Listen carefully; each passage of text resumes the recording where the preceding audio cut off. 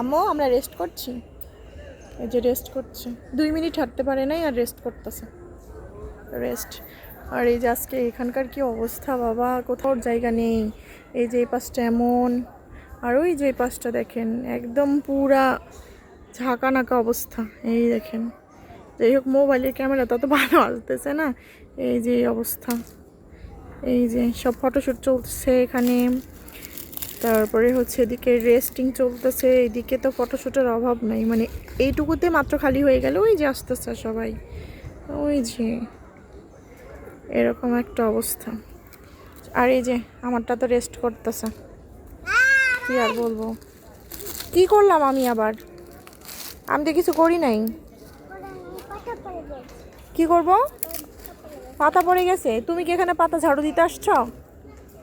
হ্যাঁ, ঘুরবা না আম্মু? ঘুরবা না?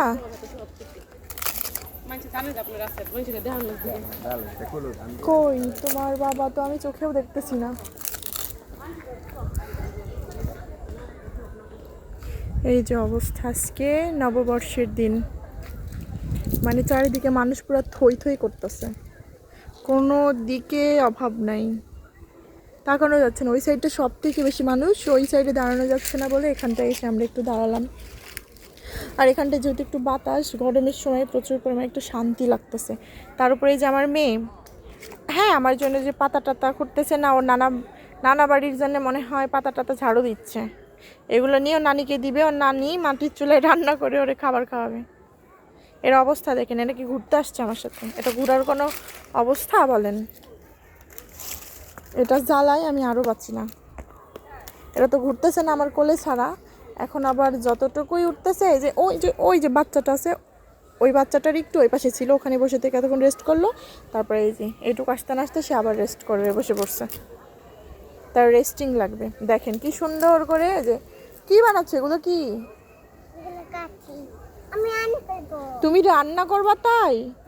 হাই সর্বনাশ, দেখেন আর রান্না করবে তাই এগুলো ঘুরতেছে। কারে নিয়ে আমি ঘুরতে আসছি, জীবনটা পুরা এর নিয়ে নাকি আমি ঘুরতে আসছি। এটা ঘোরা হলো? রান্না করতেছে, ক্ষুধা লেগে গেছে। দিবা?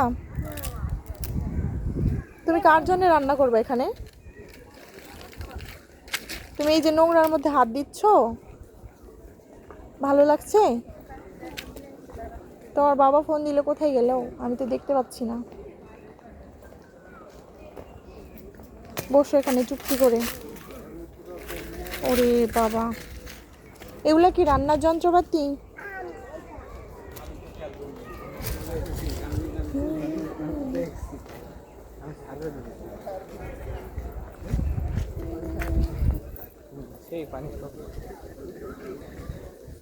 আচ্ছা, যাই হোক, সবাই ভালো থাকবেন। আল্লাহ হাফিজ।